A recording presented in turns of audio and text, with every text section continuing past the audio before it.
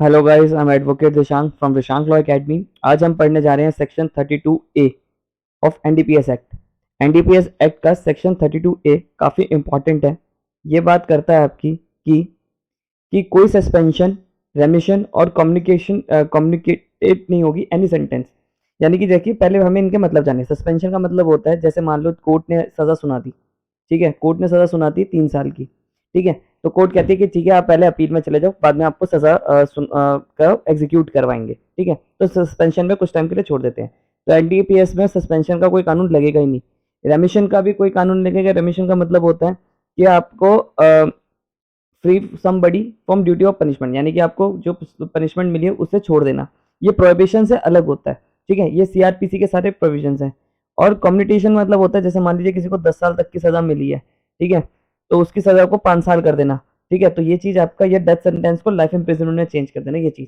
तो ये क्या कहता है कि not with standing anything contain in CrPC, CrPC में जो भी लिखा वो उसको छोड़ दो, ठीक है। यहाँ पर जब भी ऐसे नॉट विथ स्टैंडिंग मतलब हो, तो इसका मतलब है कि सीआरपीसी को मतलब उसको छोड़ दो, किसी के आगे, किसी की सेंटेंस के आगे ये लगाओ तो उसको तो छोड़ दो, ऐसे मतलब होता है।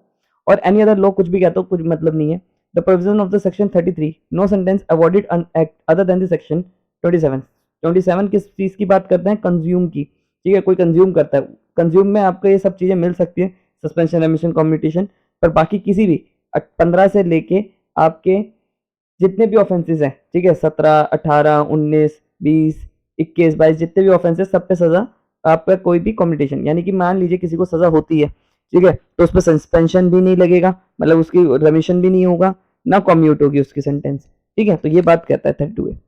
अब 32B क्या कहता है? 32B कहता है कि जब impose higher than the minimum punishment, अगर मिनिमम पनिशमेंट जो दी गई है उससे higher than the punishment court को लगता है कि लगाना चाहिए, तो वो लगा भी सकता है।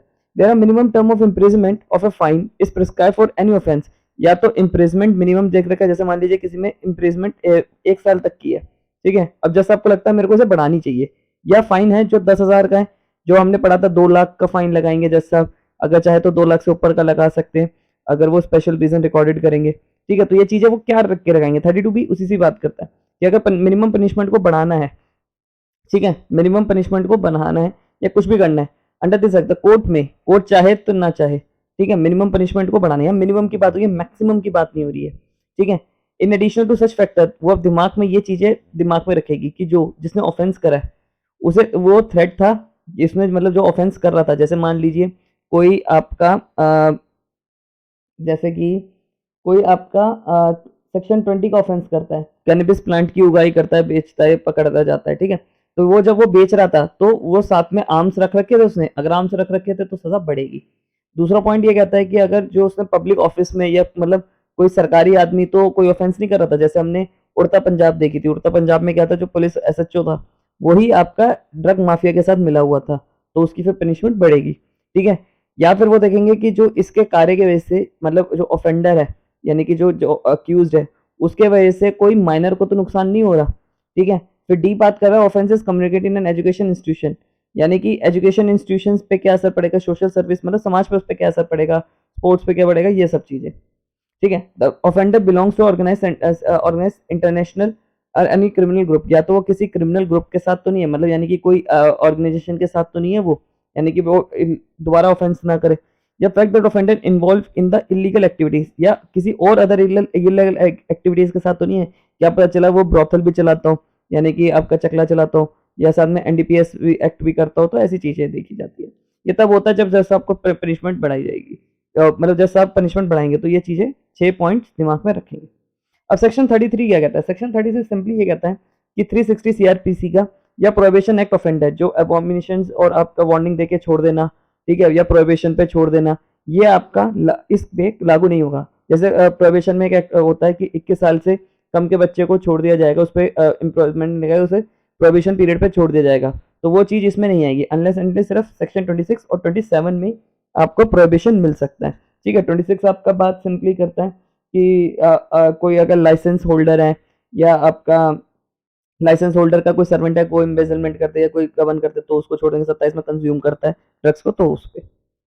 अब सेक्शन 34 क्या कहता है? सेक्शन 34 कहता है कि whenever a person is convicted of an offense punishable under provision of chapter मतलब यानी कि उस पर जो ऑफेंसेस दे रखे ना 15 से लेके 40 तक के करता है, the court convicted him opinion that it is necessary to require such person to execute a bond, यानी कि कोर्ट को लगता है कि उसको कन्विक्टेड करने के लिए उसको बॉन्ड में रखना चाहिए। तो मतलब सिंपली बात है, कोर्ट चाहे उसे एक्विटल करे या कुछ करे, ठीक है, जैसे मान लीजिए एक्विटल करती है, एक्विटल मतलब बरी कर देती है, तो कोर्ट उससे आपका बॉन्ड भरवाएगी कि आप अपील में जाने के लिए आप उससे पहले बॉन्ड भरवाएगी। तो मतलब सिंपली बात है, कोर्ट जो है वो उससे अपील आपका हायर कोर्ट और सेशन कोर्ट में जाने के लिए उससे आपका बॉन्ड भरवा सकती है। मतलब यहाँ पर बॉन्ड की बात करी गई है। The bond sell in such prescribe by the central government, या तो सेंट्रल गवर्नमेंट प्रिस्क्राइब करे एंड सीआरपीसी में जो है वो होगा, ठीक है, सीआरपीसी के बॉन्ड्स वाली बात होगी। अगर सेंट्रल गवर्नमेंट चाहे तो खुद से भी कुछ कर सकती है। अब सेक्शन 35 बहुत इंपॉर्टेंट है। 35 बात करता है कि प्रिजम्पशन की, क्या अनुमान लगाया जाएगा। यानी कि देखिए इसमें अनुमान की क्या बात है कि अगर मान लीजिए किसी के पोजेशन से या किसी के कंज्यूम करने से अगर वो चीज माना जाएगा, तो यहाँ पर एक्यूज पहले ही गिल्टी होल्ड हो चुका है, अनलेस अंटिल वो अपने बेगुनाही का प्रूफ ना लिया है। सिंपली बात है, जैसे ये जज है, इसके सामने प्रोसिक्यूशन गई, एनसीबी गई, ठीक है, जो ड्रग्स को कंट्रोल करती है, उन्होंने कहा कि जो डी नाम का आदमी है ये ड्रग्स कंज्यूम कर रहा था 27 में, तो कोर्ट मान के चलेगा अनलेस अंटिल मैं ये प्रूफ ना कर दूं कि मेरे को जो ड्रग्स दिए गए थे वो मेरी वॉलंटरी नहीं लिए थे, मैंने खुद से नहीं लिए थे, मेरे को बी वाले आदमी ने दिए थे, ठीक है।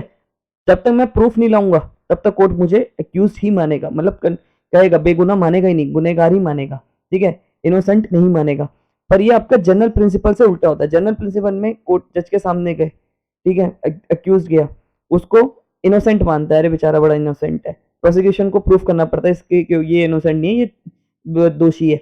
पर जहां पर भी शेल प्रेज्यूम वाली कंडीशन आ जाती है, अब कंडीशन आ जाती है, तो इसका मतलब ये होता है कि अक्यूज को प्रूफ करना है अपनी बेगुनाही, वरना प्रोसिक्यूशन तो कर चुका है।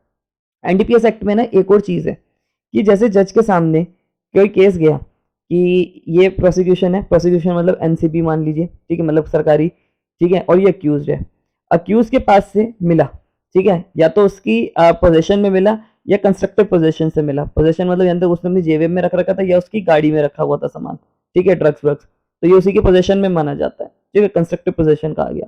अब जब इसके में माना गया तो ये माना जाएगा कि ये इसी का है। अगर प्रोसिक्यूशन ने सिर्फ ये प्रूफ कर दिया कि जो इसे जब्त हुआ है तरीका, जो भी आपका जब्त करने का तरीका है 41 से लेके आपका 68 तक में मान लीजिए, ठीक है, वो तरीका बता दिया कि बिल्कुल ट्रांसपेरेंट है, उसमें कोई दिक्कत नहीं है, तो इसको कोई नहीं बचा सकता अनलेस अंटिल ये कोई प्रूफ न लिया। इसको बस प्रोसेस प्रूफ करना है कि जैसे कि जज के सामने जब ये केस जाएगा, प्रोसिक्यूशन कहेगा कि जब इसे हमने एक्यूज को पकड़ा तो हमने 2 विटनेस देखे, विटनेस के सामने हमने पकड़ा, ठीक है, और फोटो खींची, मैजिस्ट्रेट के सामने लेकर गए, सब कुछ हुआ। अभी जो हमें प्रोसेस आगे पढ़ना है, अगर इन्होंने प्रोसेस सही से बता दिया कि इससे जो जमान जब्त करने का जो प्रोसेस है, चांस रिकवरी है, ठीक है, और सब कुछ प्रूफ कर दिया, बस ये प्रूफ कर दिया ना कि इसके पास से ये सामान जो मिला है वो बिल्कुल सही तरीके से मिला है और तरीका प्रोसेस से अप्लाई कर दिया, तो इसको सजा होगी अनलेस अंटिल ये अपना प्रूफ नहीं दिया।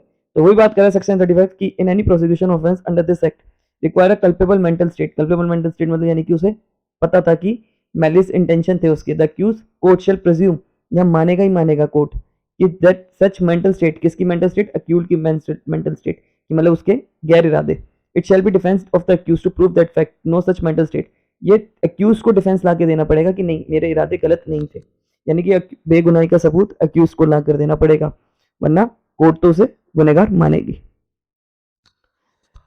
आई होप आपको मेरी वीडियो पसंद आई हो। अगर आपको मेरी वीडियो पसंद आई है तो चैनल को सब्सक्राइब करिए।